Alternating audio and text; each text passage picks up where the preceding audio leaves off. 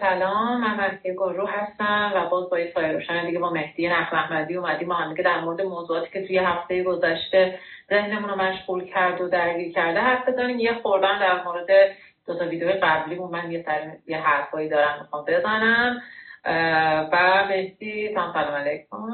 سلام مهدی، سلام همه دوستان، هموطنان و کسانی که این ویدیو و این صحبت ها رو میشنون. خوشحالم بازم که موقعیتی شد بتونیم در کنار شما و با شما باشیم و امیدوارم این چند دقیقه هم که امروز این برنامه رو ضبط میکنیم و برای شما صحبت میکنیم بتونه مفید باشه و رضایت شما رو جلب کنه. آره، اول اینکه یادتونم نره که هر موضوعی که به نظرتون اومد دوست دارید ما در موردش حرف بزنیم رو بهمون پیشنهاد بدیم، ما خیلی استقبال میکنیم. من میخوام از یه بحثی که تو هفته پیش مطرح کردیم، هم هفته پیش هم هفته قبلش مطرح کردیم و خب خیلی بازخوردهای عجیب و غریبی داشت شروع بکنم. بعد از این ویدیوها خیلی برام عجیب و جالبه که آدما یه سریاشون میان به من پشت میدن که تو میخوای مذاکره بشه که جمهوری اسلامی بمونه، از مذاکره دفاع میکنید.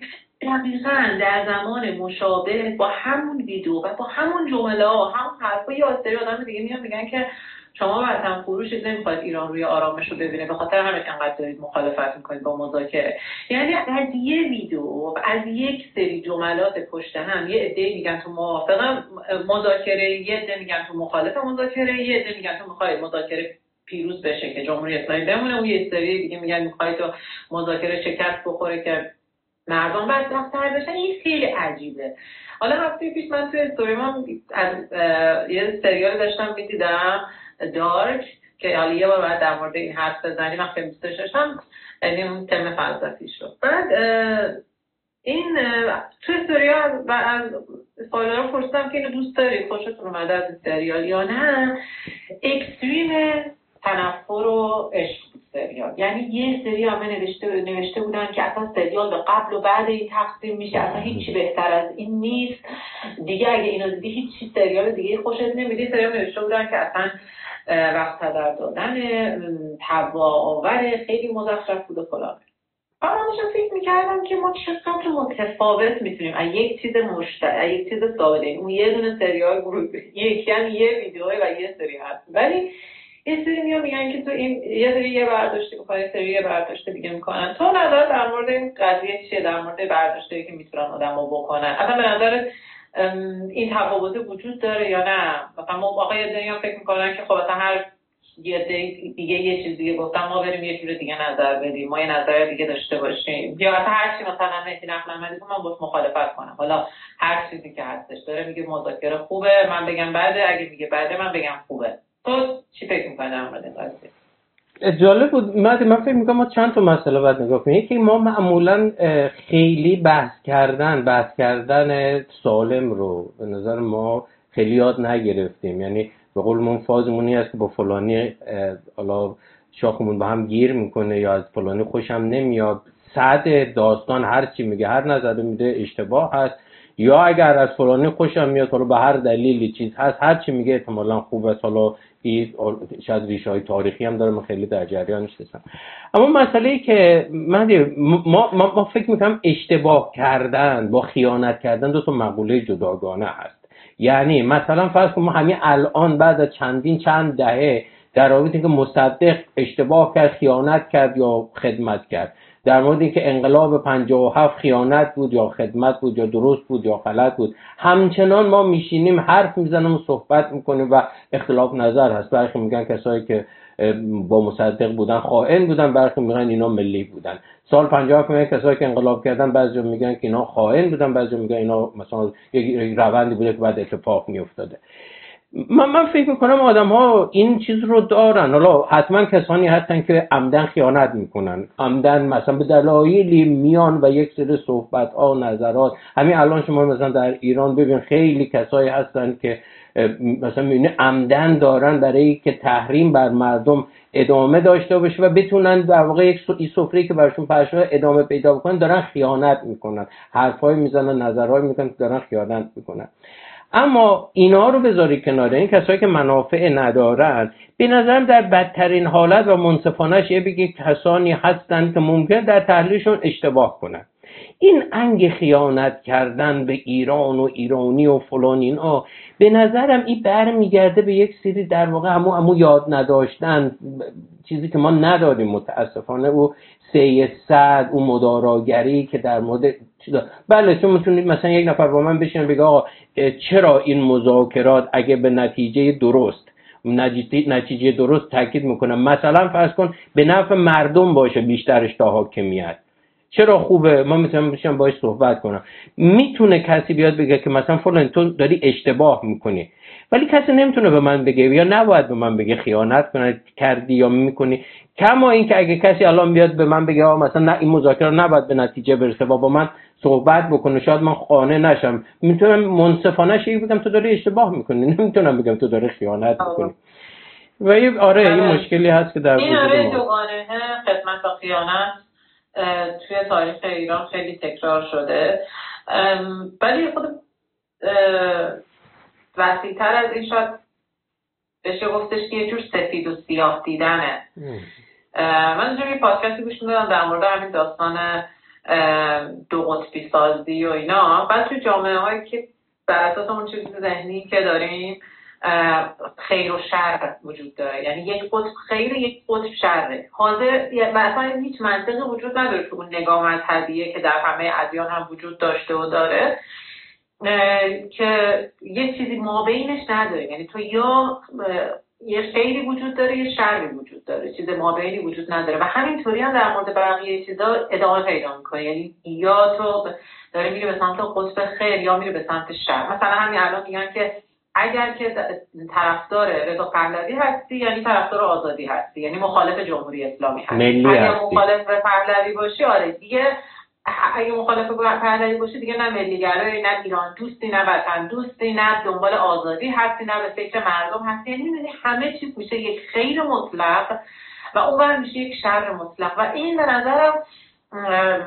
چیزیه که خیلی مبتلا به هستیم ما بهش و دارد کنندش اینه که بعضی‌ها که ادعای اینو میکنن که حالا مثلا تحلیلگرن یا دانش سیاسی دارن، اونها هم مرتب تو این دوگانه خیر و شر و تو این دو قطبیه گیر میکنن. یه چیزی اون وسط، یه تحلیلی اون وسط که بگن امکانش داره، خب مثلا این مذاکرات انجام بشه، خب هیچ صفر و یکی در موردش وجود نداره. یک بخشیش ممکنه به نفع حکومت باشه، یک بخشیش به نفع مردم باشه، یک بخشیش به ضرر حکومت باشه، یک بخشیش به ضرر مردم باشه.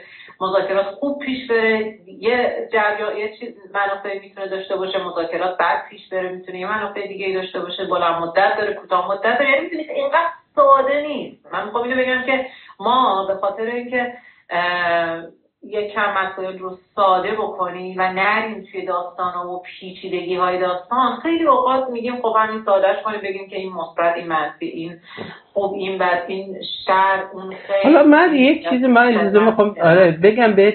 ببین یک بخشش خب طبیعتا مال میگم من خیلی اطلاع ندارم، حالا دور گاهی وقتا راجبی شاید اگه جایی بوده سخنرانی بوده نوشته بوده یا با دوستا صحبت کردیم، حالا یک سری چیزای حالا شنیدم.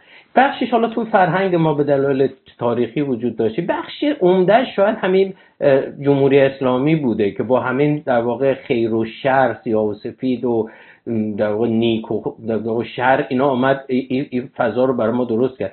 به نظرم شاید ما حالا بحث مبارزه با جمهوری اسلامی همش این نیست که بشینیم مثلا با جمهوری اسلامی بگیم تو خیلی بدی. یک بخششه که این اخلاقا و این روحیات و این منطقای نادرسته که جمهوری اسلامی تلاش کرده به ما القا بکنه، به ما تحمیل بکنه در همین مدارسی که امروز می‌خوایم صحبت بکنیم، این رو یواش یواش سعی کنیم در خودمون تغییر بدیم. یعنی من آدم متفاوتی با جمهوری اسلامی باشم. جمهوری اسلامی هنوز منطقش در صدا و سیما حرف علی خامنه‌ای در منبر امامان جمعه این هست که یک شری هست که منی که خیرم باید جلوش وایسم و در واقع مقاومت بکنم. و من هم میشینم میگم علی خامنه‌ای یک شری هست که من که اینجا نشستم بعد چیز کنم. کار ندارم که کی درست میگه یا حرف کی درست داره. این که ادبیات من هم ادبیات علی خامنه‌ای و جمهوری اسلامی هست و به نظر میگه میخوایم با جمهوری اسلامی مخالفت کنیم، یک جاش یک چیزایی رو مثل این رو یک کمی یواش یواش شروع کنیم در خودمون، یک تغییرات اندکی هم که شده انجام بدیم. به قول من اون فضای خاکستری رو حداقل به رسمیت بشناسیم. ببین من میدونم که تو این نگاه نداری ها، یعنی اصلا نگاهت به فردگرایانه یا نگاه سانتیمانتال نیست، اما این رو میخوام اشاره بکنم که واقعا یه سریا هستن که همش اصرار میکنن این نگاه فردگرایانه‌ای دارن که اول مردم خودشون شروع کنن، مردم اگه درست بشن حکومت درست میشه. اینو میخوام بگم من کاملا و 100% به نگاه مخالفم. به نظرم بخش زیادی از فرهنگ رو قوانین درست میکنن و قوانین و سنت ها هم توسط حکومت ها وضع میشه یا تقویت میشه. به خاطر همین نمیشه اینا رو واقعا خیلی برد روی این که مردم باید چیز کنن. در این مورد این شر مطلقه من اصلا موافق نیستم که این نوع نگاه رو جمهوری اسلامی ایجاد کرده. اتفاقا تو انقلاب 57 این آسیب زده. یعنی مثلا با یه سری از اینایی که خاطرات یه سری از این انقلابیونو که میخونی میبینی میگن که شاه غلط کرد به زنها حق رأی بده، به خاطر اینکه اون میخواست مثلا از زنها هم سوء استفاده بکنه، در صورتی که خودشون میدونستن که این اتفاقی که داره میفته حالا به هر انگیزه‌ای که این کارو میکرد میتونه مثلا یه شرایط یه بخش مثبتی هم داشته باشه. و کلا حالا دیگه هممون میدونیم دیگه، خوندیم و شنیدیم و انقدر مستند و کتاب و اینا در موردش هستش و دیدیم که یه شر مطلقی نظام پهلوی رو در نظر گرفته بودن که این شر مطلق اگر از بین بره ما دیگه بعدش مدینه فاضله داریم. من به نظرم اون نگاه غلطی بوده. الان این نگاهی که بخواد بگه شر مطلقی وجود داره که اگه بره قرار مدینه فاضله بشه، این رو هم یعنی میدونی به نظرم این مدل بحث سیاسی کردن که فقط و فقط این تغییر بکنه دیگه همه چیز حل میشه رو هم میدونم که خیلی باب میل خیلی آنیستش، اما واقعیت اینه که نه، قرار نیستش مدینه فاضله بشه. با عوض شدن یک حکومت فقط میتونه فرصت‌هایی رو ایجاد بکنه برای اینکه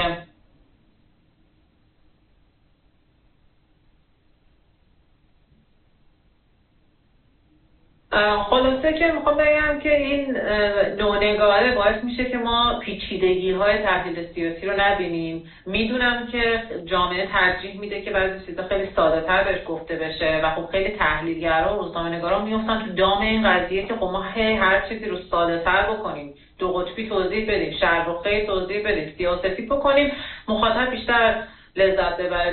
ولی به نظرم واقعا یه وظیفه‌ایه که پیچیدگی‌های مسائل رو هم برای این موقع بهش اشاره بکنیم.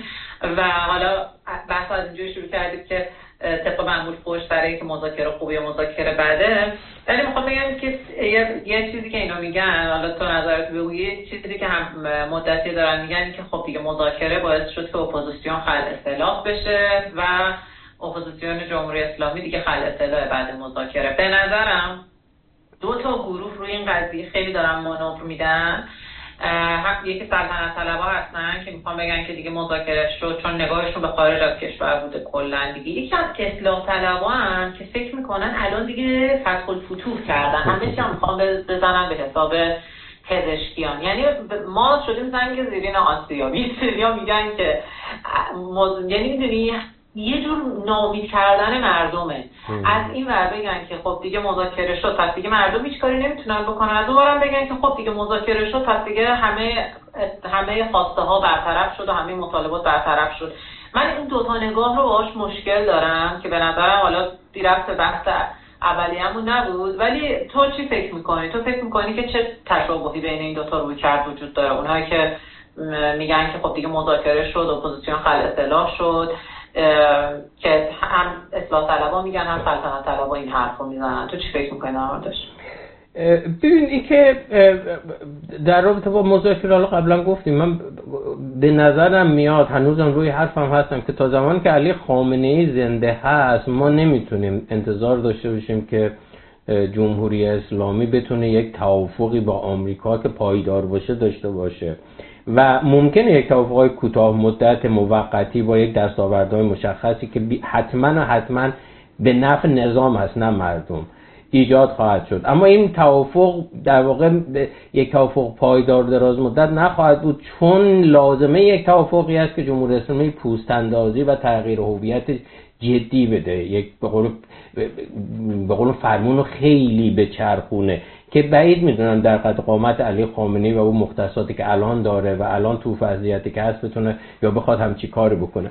اما دقیقاً حرف درسته مهدی. ببین ما حالا نمیدونم میشه گفت شاید آدمیزاد این شکلی هست، ما ایرانی‌ها، حالا وقتی میگم ما ایرانی‌ها حداقل ما کسایی که دور و برم هستن بیشتر همچین تمایل داریم، کار ساده تر رو بیشتر ترجیح میدیم. یعنی که مثلا کسایی که میان میگن خب آقا تمام شده که مردم اومدن ریختن تو خیابون، الان جمهوری اسلامی سرنگون میشه، یک گروهی میان میشینن با هم دیگه یک دولت موقت تشکیل میدن، بعد انتخابات میشه، دولتی چیز میشه، تمام میشه، گل و بلبل همه چی درست میشه، ما زود پولدار میشیم، همه از مشکلات محیط زیستیمون حل میشه، همه مشکلات دیپلماسیمون حل میشه، تمام مسائل فرهنگی و اجتماعی هممون حل میشه و ما اصلا میشیم گل سرسبد منطقه و دنیا. برخی چون میدونن، حالا نمیدونم آگاهانه یا ناآگاهانه، چون میدونن که چون این ساده سازی و چون این تصویر سازی مردم خوششون میاد، ترجیح میدن دل به چون این تصویر سازی در واقع بسپارن، دریغ نمیکنن از این که با که شاید بدونن یا ندونن که مسائل انقدر ساده نیست، مسائل خیلی ریسک و حکایت اینجور تحلیل‌ها شده وصفل ایش نصفل ایش. دقیقاً همش میخوایم بگیم که آرزوهامون رو میخوایم بگیم. دقیقاً به خاطر همین حالا این مسئله که گفتید سلطنت طلب و اینا، ببین یک بخش داستان این هست که متأسفانه همین نگاه، یعنی در واقع امید بستن به این که حالا یا اسرائیل یا آمریکا، من نمیگم، ببین همه اینها میتونن در آینده در تغییرات نقش داشته باشن، وزن داشته باشن، اما وزن مطلق نیستن، وزن تیز نیستن. تجربه هم نشون داده که ممکن همه اینها بتونن یک جاها، یک تلنگرها، یک چیزهای سقلمه‌هایی بزنن و یک چیز رو خیلی تسریع بکنن یا چیز بکنن، اما نهایت این هست که باید او اراده عمومی در یک جامعه برای در واقع تغییر شکل گرفته باشه و مسیر هم تقریبا تا حدود زیادی مشخص شده باشه برای جامعه. به خاطر همین هم هست که این فراز و فرودهایی که گاهی وقتا تو تحلیل برخی مثل سلطنت طلبها پیش میاد، به نظر برمیگرده به این که چقدر به قول معروف میگن که مردم رو دست بسته میبینن که اون وزن رو یک مقدار قوی بکنن یا چیز بکنن، به قول بهش امتیاز بدن، ضریب بدن بهش و بگن خب ببینید شما که الان نمیتونین کار بکنین، هیچ وقت هم نتونستین کار بکنین و تنها ناجی شما میتونه مثلا اسرائیل و آمریکا یا این کشورها باشن. و این خیلی به نظرم نه درست است نه خیلی منصفانه است تو شرایط الان. خیلی نکته مهمی رو گفتیم مهدی، این که وقتی که شما میگی که تنها ناجی قراره یا بمب باشه یه جای دیگه از دنیا یه سری آدم بیان تو رو نجات بدن، یعنی هی اون فرد رو بیشتر بهش حس ناتوانی میدی و اینو تقویت میکنی که تو نمیتونی، تو اصلا لیاقتشو نداری، تو تواناییشو نداری، تو به عنوان یه شهروند هیچ تقل و تظرفی نه تو سرنوشت خودت داری. یه جور جبر عجیب و غریبی رو تحمیل میکنه این نگاه که باعث میشه که خیلی ناامیدی هم بیشتر بشه. من خیلی با این همین مطلقه دیگه. میدونی مثلا الان ما در دیپلماسی یک از درگیری‌ها که همیشه بوده که آقای جمهوری اسلامی فقط تو با شرق نمیتونی گرهات و مشکلات حل بکنی و منظورم این نیست که تو برو فقط با غرب ببند، یک تعادلی، این که بفهمی هر کدام از اینها چه بخش از گره مشکل و آینده تو رو میتونن تضمین بکنن یا باز بکنن. در این مسئله مثلا ما آخه از این طرف هم چیز داریم دیگه، متعصبای مثلا حالا بعضی میلیون ما که الا و بلا باید یا چپای چیز ما الا و بلا اینا امپریالیستن، اینا فلانن، اینا اصلا باید فوش داد. نگاه نسبت به غرب و اسرائیل و آمریکا و اروپا اینا همون نگاه دهه 40 و 50 که اینا نمیدونم چیزن، استکبارن، امپریالیستن، فلان، اصلا نباید به اینا. بابا جهان امروز یک جهانی هست که ما وصلیم، نمیتونیم در واقع منکر این بشیم که همون اندازه که روسیه الان داره به ما ضربه میزنه یا تأثیر داره، آمریکا هم میتونه تأثیر داشته باشه و میتونه در واقع تاثیرگذار باشه، یک سری چیزهایی رو انجام بده، کارهای تاثیرگذاری رو انجام بده. همون زمان به سن و سالم ربطی نداره. من خیلی از این دوستان همسن و سال خودمونم میبینم که تحلیلشون همچنان تو تحلیل جهان دو قطبی شرق و غرب دهه 45 شمسیه و توی اون تحلیل اصلا انگار یادشون میره که چین و روسیه الان دیگه خودشون امپریالیسم محسوب میشن، خودشون دارن استعمار میکنن. چین خودش کلی کشورها رو توی آفریقا داره استعمار میکنه، روسیه خودش داره جنگ افروزی میکنه و اصلا انگار یادشون میره که دیگه این داریم در مورد دیگه چین و روسیه و یه دنیای دیگه حرف میزنن تو قرن 21، نه اون دنیایی که تصورها و تحلیل‌های دهه 40 و 50 بوده. دقیقاً.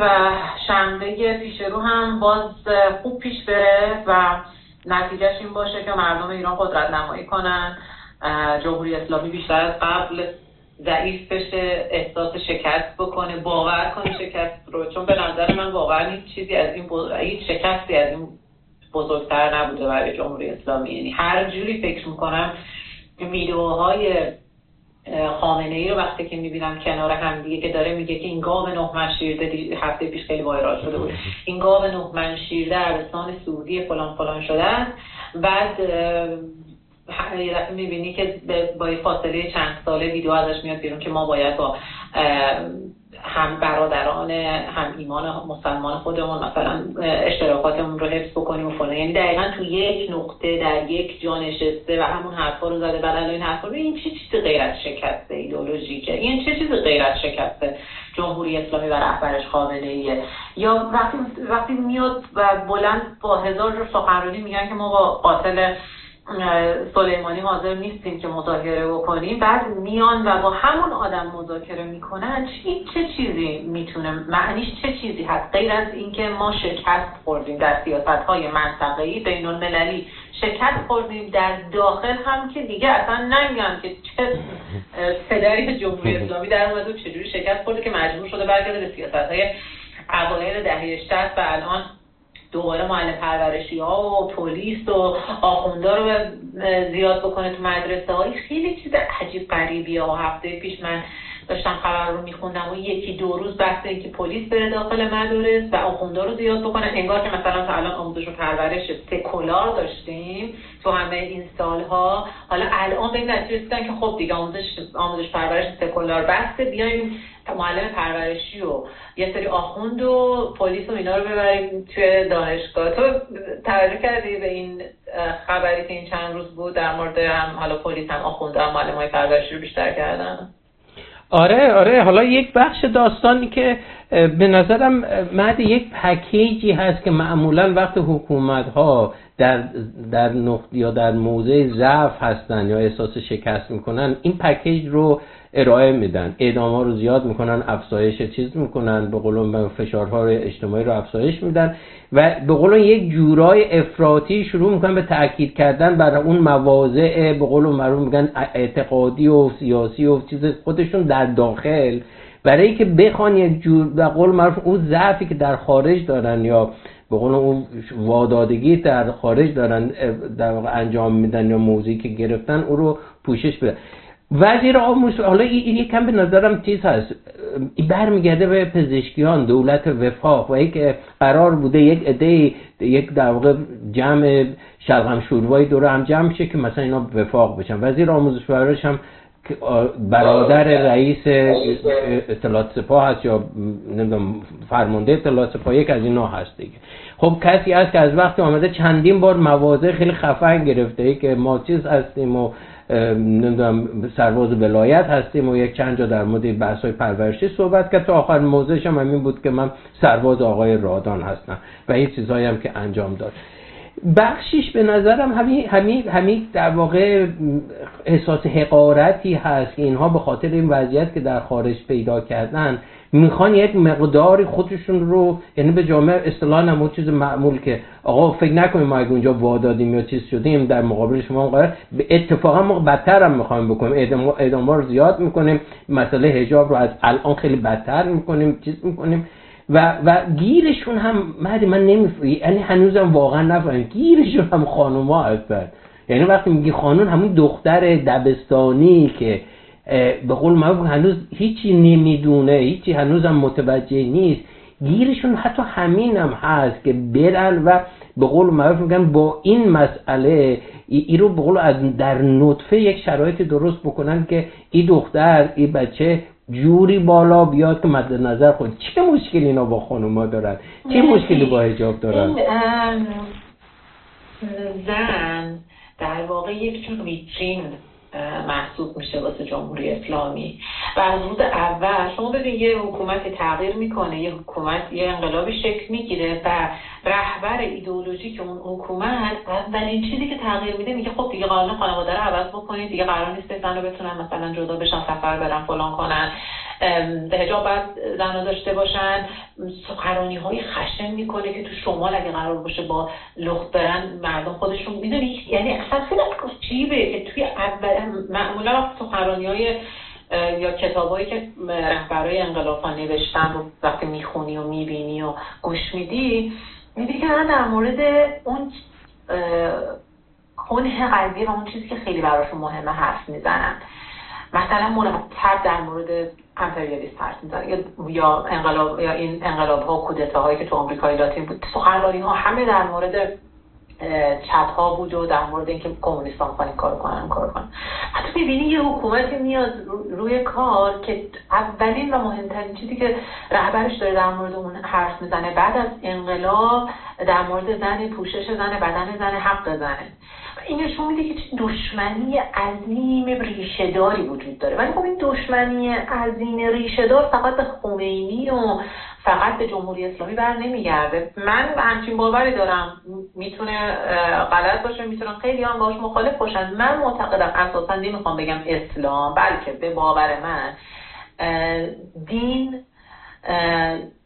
و ادیانی که وجود داره، ادیانی که حالا مثلا ادیان ابراهیمی شاید بتونیم بگیم دینای نوین بعضیاشون متفاوت هستن با اونها، ولی ادیانی که پیامبرهای مرد هم داشتن همشون بر اساس منافع مرد تعیین شدن. یعنی هر جوری حساب بکنی منافع، چون مردها قانونگذار بودن، مردها پیامبر بودن، مردها کتاب خدا رو قرار بوده بنویسن و اصلا زنه وجود نداشت توی اون ایده.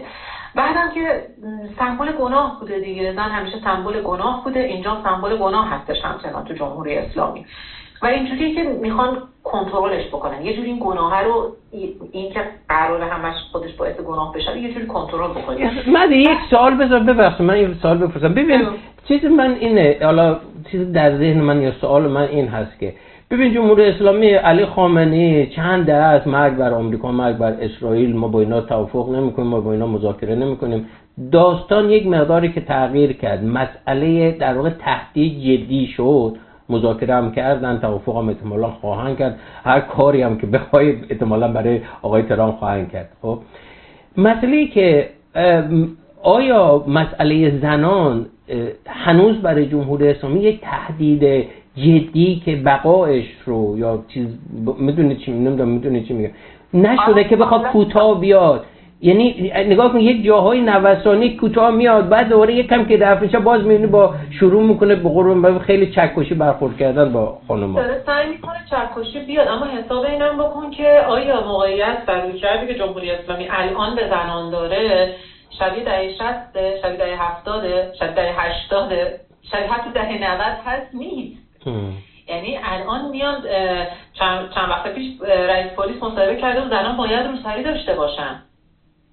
ببین میدونی یعنی چی؟ یعنی اینکه اصلا مسئله‌شون اینه که بابا هر سرتون کنید، ما میگه بابا ما ولمون کنید روسری هست دقیقا سر کنید.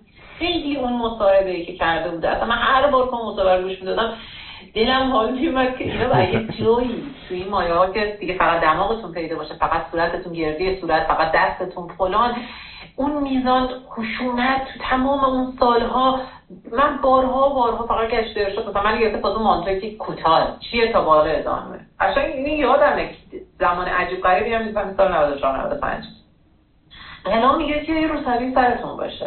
خب این یعنی این که همون جوری که مذاکره این ور شروع شده اون برام تا حدودی شل کرده.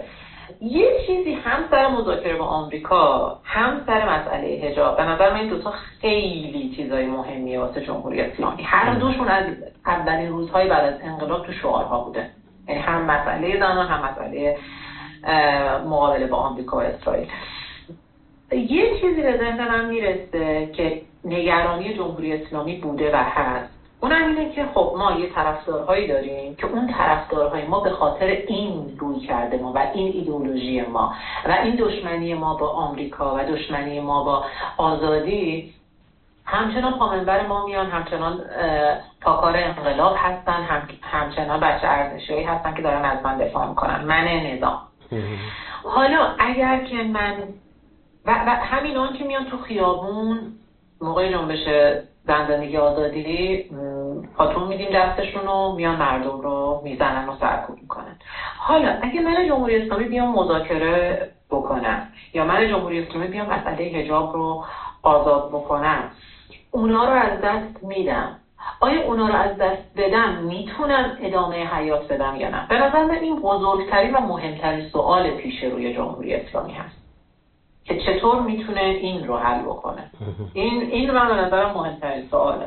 آره یک چیزی بگم مهدی، حالا یه حرف تو کاملا قبول دارم. این جمهوری اسلامی الان خیلی داره اگر هم احتمالاً بعضی میگن داره شیفت میکنه، این شیفت کردنش هم خیلی محتاطانه و به قول معروف میگن با یک ملاحظات خیلی جدی هست. مثلا اینکه تو مثلا نگاه بکنیم از یک طرف میبینیم مثلا تو همین مذاکرات برای که پایدارشی اینا راضی بکنن ظریف رو میذارن کنار، ولی از یک طرف دیگه باز میان برخلاف حالا نظری تندروها و اینها و بدنه حامیشون بخشش میبینیم خب به هر حال انقدر دست عراقچی و دولت رو باز میذارن که یا حتی تاکید میکنن که باید بری مثلا حرفای ولایتی رو گوش کن، حرفای مثلا فرض کن خرازی رو گوش کن.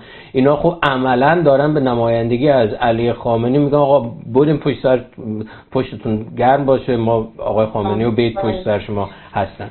یعنی سعی میکنه حالا حداقل در محاسبات خودش سعی میکنه این شیفت رو هم میخواد به یه شیفت چیز باشه. اما من یک کمی علاقه دارم برگردم به این همین مسئله اعدام ها، همین مسئله چیزی که الان علی قانونی که حالا وزیر آموزش براش اومده یا توافقی که کردن. ببین مهدی این چیزی که دارم میگم چون خودم هم در دوچارش هستم، یک مشکل آسیب یا یک مسئله که باید بهش دقت کنیم. این که ببین مثلا یک مسئله مثل مذاکرات اینها پیش میاد، خیلی اهمیت داره، خیلی حیاتی، خیلی گره خورده به سرنوشت و معیشت و چیز همین الان و شاید آینده کشور. ولی از یک طرف دیگه جمهوری اسلامی میفهمه که وقتی همچین مسائل پیش میاد توجه من نوعی، من شهروند یا خیلی از رسانه ها تقریبا به شکل خیلی عجیب و غریب و افراطی میاد روی این مسئله زوم میکنه و میگه خب چه بهتر دیگه، حالا اینا که حواسشون اینجا هست، داستان اینجا هست، چیزی هم نه، واکنش هم نه، بس ما بریم اعدامایی که می‌خواستیم بکنیم انجام بدیم، هم تاثیرش رو داره تا یک حدودی، حالا تاثیر محیطیه که آره ببین من تو قبول دارم. حالا فرض کن که افکار عمومی مثلا توجه داشت میکرد بهش، همین مثلا 2 ماه پیش که بحث مذاکره نبود اعلام نمی‌کرد جمهوری اسلامی. چرا؟ ولی به نظرم همین که صحبت بشه، مطرح بشه در موردش، به قول معروف یک مقداری چیز بشه، میدونی. اما اصل حرفتون موافقم که جمهوری اسلامی الان میاد و یه سری اعدام ها رو اجرا میکنه ها. اما میخوام بگم که توجه کردن یا نکردن مردم به اعدامه باعث نمیشه که اون اعدام بکنه یا نکنه. من پیش‌فرضم اینه که جمهوری اسلامی اعدام ها رو یک سری اعدام رو انجام میده، هر بار دلیلش فرق میکنه، یعنی استفاده‌ای که میکنه از مسئله اعدام در زمانهای مختلف میتونه متفاوت باشه. مثلا الان این به اعتقاد منه که الان جمهوری اسلامی میاد تعداد اعدام ها رو افزایش میده و خبرش رو هم خود فارس میزنه. این خیلی مهمه. هفته پیش خبر اعدام ها رو خود فارس زد، یعنی که میخواد اصلا انگار فریاد بزنه، داد بزنه، بگه ما اعدام کردیم. خب این خیلی عجیبیه دیگه. معمولا رسانه‌های دیگه اول میزنن، حتی ممکنه که به همه جا هممون خبر داریم اعدامی صورت گرفته ولی فارس خبرش رو نمیزنه که اعدامی صورت گرفته. به خاطر من فکر میکنم توی همچین مواقعی اصطلاح جمهوری اسلامی این ادامه رو میکنه که بگی من همچنان کتاب منه، همچنان اگر که من دارم اون بر مذاکره میکنم ولی گوشت ایرانی زیر دندون من هنوز هر زمانی اراده بکنم میتونم بکشمش. از این زاویه من به قضیه نگاه میکنم که یه جور قدرت نماییه، نه اینکه حالا مثلا حواستون نیست پس من راحت‌تر آدم بکشم. به نظرم میخواد آره بخشش قطعا همین مسئله هست و بخش دیگه‌ش هم اینه که ما ببین مثلا فرض کن ممکن هست شما گاهی وقتا یک چیزای جامعه مثلا مخاطب مشخصی یا جامعه هدف مشخصی مد نظر جمهوری اسلامی هست. خب تو این موارد ممکن هست مثلا وقتی که اون کسایی که شامل جامعه هدف نیستن سکوت میکنه یا به دلیل حواسشون تیز هست، خب یک فضایی درست میشه که مثلا جمهوری اسلامی اگر مد نظرش هست 20 تا چیز کنه، میگه خب والله مثلا 30 تا هم بکشیم دیگه، چی میشه دیگه، اعدام کنیم، یکم این ضربه رو شدیدتر بکنیم روی این مسئله. بله چیز بکن. اما خب تجربه حداقل نشون داده که ما گاهی وقتا که افکار عمومی واقعا خواستن زوم کردن و آمدن پشت یک مسئله واسطن، مسئله اعدام بوده، بازداشت بوده، چیزی بوده، به هر حال جمهوری اسلامی 1% حتی اگر ارادهش هم داشته و چیزی هم پشتش یک استدلالی هم برای خودش داشته، اما باز کوتاه آمده و این مسئله رو ببین از این جهت داره میگم. حالا من یک اخلاقی دارم، معمولا خیلی دوست دارم توی صحبت‌ها و برنامه اینا بیام از ضرب المثل استفاده کنم. هیچ وقت هم تا الان در چند سال گذشته در لحظه ضرب المثل به ذهنم نیامده، یادم نمیاد، ولی یک شمایی تو ذهنم هست.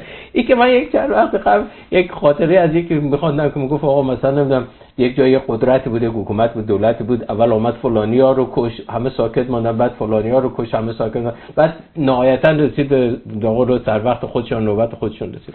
مسئله که اگر امروز ما ببین میگم این اشکال بر خودم هم وارد هست یعنی من خودم دقیقاً این هست، از صبح بلند میشم تا آخر شب فقط میخوام میرم این مذاکرات چی شده فلان شد، از کنار خبر اعدام و بازداشت و مثلا فلان اینا راحت میگذرم، حتی خبرشو ممکنه تا آخر نخونم. اما مسئله ای که این داستان یک جایی ممکن هست بیاد و یک کمی چیز بشه، میدونی باز بشه و دامن خیلی ها رو بگیره و جمهوری اسلامی تو یک هیتای یه تأکیدی بکنم روی یه صحبتی که کردی در مورد اینکه ممکنه که ادامه گاهی مخاطب خاص داره. این به نظرم خیلی مسئله مهمیه، مخصوصا توی شرایطی که مثلا جمهوری اسلامی احساس ضعف میکنه و میخواد به یک گروهی این اعلام خطر رو بکنه که شما بیشتر از قبل هم من نسبت بهتون خشم دارم و این کارو میکنم. خب میدونید بیشتر از 70% اعدام ها مشخصا در سیستان و بلوچستان و در کردستان اتفاق میافته. این خیلی رقم عجیب غریبی، یعنی هیچ با هیچ کلمه غیر از تبعیض سیستماتیک به نظر من نمیشه این رو توضیح داد. و خب حالا توی همچین وضعیتی میاد طرف میگه که یه پرونده سازی هم میکنه، راست و دروغ هم قاطی میکنه و این پککه بود و این اینجوری بود و این اسلحه داشت و چی بود و بعدم اعدام میکنه و یه پروپاگاندایی هم درست میکنه که خب اوکی سکوت کنید، چیزی نگید، چون که میدونید که این کسی که اعدامش کردی مثلا اسلحه داشت و فلانه. من فکر میکنم که یه چیزی اگه بین ما یه توافق نانوشته به وجود بیاد، اونم اینه که ما یا سیستم قضایی جمهوری اسلامی رو قبول داریم و به نظرمون سیستم عادلانه‌ایه، یا قبول نداریم و به نظرمون این سیستم و قوانینش ناعادلانه. ما که سر این به توافق برسیم، اون وقتی که به هیچ حکمی که جمهوری اسلامی بده و قوه قضاییه جمهوری اسلامی بده اعتماد نمی‌کنیم. من الان تو همین چند روز می‌بینم که مثلا میگم در مورد اینکه به فلانی حکم اعدام دادن حرف میزنن یا فلانی رو اعدام کردن حرف میزنن، میگن که نه خانم برو میدونید این فلان کارو کرده، خانم برو میدونید اصلا از کجا میدونی؟ از کجا مطمئنی؟ آیا داری به استنادات قوه قضاییه جمهوری اسلامی اعتماد میکنی؟ که خب پس اوکی دیگه، من قوه قضاییه قابل اعتماده دیگه. میدونی این هم باز اون دوگانگی است که معلوم نیستش، تکلیفتون روشن باشه و بالاخره قوه قضاییه عادلانه است یا نیست. دقیقاً کاملا موافقم و نمیدونم یک مسئله که میگم یک بعضی چیزا رو خیلی باید زمان بدی بهش، یعنی و زمان بدی و به معنایی که نمیشه کامل حلش کرد، نمیشه کامل به قول معروف میگم اون چیزی که شاید مناسب تر پیش بیاد. نمیشه مثلا نمیدونم تو یک زمانی که مثلا تو یک کشور جنگ هست، ما الان شاید مثلا واقعا این بحث مذاکرات و تب و تابی که درست کرده گاهی وقتا شاید کمتر از مسئله جنگ نیست. خب چون واقعا مردم نگرانن. خب اگه چون خیلی هم واقعا تصورش اینه امیدوار هستن که فردا با آمریکا یک رابطه برقرار بشه، همه چی درست میشه و شاید یک کمی چیز دیگه که واقعا قرار نیست همه چیز خیلی سریع اگرم درست بشه خیلی سریع. ضروریشون رو مردم نمیرن بخرن، خیلی یا چیزایی که ضروری مثلا میخواد یخچال فریزر بخره میگه الان نخرم بذارم ببینم مذاکره چی میشه، شاید ارزان‌تر بخرن. یعنی اینقدر داره تو زندگی مردم این تاثیر میذاره و تو تصمیمات روزمرهشون، نه تصمیمات آینده و بلند مدتشون. همین الان میگه من الان برم یخچال فریزر بخرم، بعد این دوباره دلار بیاد پایین‌تر یا فلان، خب مثلا من یه ماه دیگه اینو شاید ارزان‌تر بتونم بخرم، فعلا با همین سر کنم. اینقدر داره تو زندگی روزانه مردم تأثیر میذاره و ذهنشون درگیر این مسئله است. دقیقاً. امیدوارم فقط تو چیزا منظورم این بود که نباید خیلی راحت و ساده از کنار این مسائل بگذریم، چون به هر حال اینها یعنی هر جامعه هدفی در ایران ما حداقل 1401 نشون داد که فارغ از این که زن هستی یا مرد هستی، نمیدونم مسلمان هستی یا غیر مسلمان هستی، نمیدونم کرد هستی، بلوچ هستی، فارس هستی، ما یک چیزی دغدغه مشخصی داریم، یک هدف مشخصی داریم و جمهوری اسلامی چون یک از مشکلات یا در واقع خباثت‌های جمهوری اسلامی همین تفرقه انداختن ها، اختلاف گذاشتن ها، شکاف درست کردن ها، تو اینی و تو این هستی درست کردن ها هست و به خاطر همین هم هست که به نظر ما هر جامعه هدفی رو که جمهوری اسلامی بهش تعرضی بکنه یا فشار بیاره، ما یک سرمایه‌هایی از در واقع اون پتانسیل تغییر در آینده رو ممکنه یک مقدار از دست بدیم. یعنی به همون اندازه‌ای که مصمم هستیم که باید تغییر بکنه جمهوری اسلامی، تغییر جدی بکنه، به همون اندازه باید روی سرمایه و پتانسیل‌ها یکم حساس بشیم. این بودنه رو در واقع یک مقدار دغدغه‌مندتر بکنیم کنار هم. آره 100% همینطوره. امیدوارم که حالا خیلی حرفامون، من خیلی دوست داشتم در مورد مدرسه ها بیشتر حرف بزنیم. حالا بعدا یه بار ببینیم تو تربت جان تجربات از مدرسه رفتن چجوریه. فکر میکنم که ما خود تجربه های خاصی داشته باشیم، هم تو به خاطر محیطی که توش بودی هم من، ولی خود در مورد آموزش ایدئولوژیک حرف بزنیم. فکر میکنم که شاید هفته بعد بشه فرصت بشه، اگر که این همه اتفاقای دیگه اجازه بده که ما در مورد این قضیه حرف بزنیم. و اینکه ما رو دنبال کنید، پیشنهاد بدید بهمون که در مورد چی دوست دارید حرف بزنید. اگه چیزی رو دوست دارید تغییر بدیم حتما بهمون بگید. ما خیلی دوست داریم که شما هم بخشی از این گفتگو باشید و نظرتون رو بدونیم. امیدوارم که اتفاقای خوبی تا دفعه بعد که قراره توی برنامه با هم دیگه باشیم بیفته واسه هممون و برای ایران عزیزمون. مرسی مهدیه جان، منم واقعا امیدوار هستم. حالا نمیدونم واقعا شتاب و اتفاقاتی که الان داره میفته اونقدر سریع و گاهی وقتا غیر قابل پیش بینی هست. نمیدونم بگیم هفته بعد، یعنی فردا اگه بگیم میخوام برنامه داشته باشیم صحبت کنیم، واقعا نمیدونیم فردا قراره در مورد چی صحبت کنیم. اما خاصیت ایرانی بودن، آره خاصیت ایرانی بودن که همیشه در حال تکاپو و تلاش و تغییر و فلان است. اما من چون توی یک هفته گذشته خیلی تلاش کردم، ما رو تا اینجاش یاد گرفتم، بقیه‌اش توی هفته بعد یاد کنم. از این چیزایی که همیشه مهدی میگه بکن، آره از اونا بکنید ما رو. و در عین حال اگر که موضوعی بود یا مهمانی مد نظرتون بود که مایل هستین که راجع به یک موضوع مشخص با یک مهمان مشخصی صحبت بکنیم، برای ما بنویسین. در حد توان و در واقع مقدورات سعی میکنیم که اجرا بکنیم یا عملی بکنیم و ممنونم از اینکه وقت خودتون رو برای این برنامه گذاشتین. مهدی اصلا ممنونم که بودی و با هم تونستیم صحبت بکنیم. مرسی. قربونت، خدا نگهدار.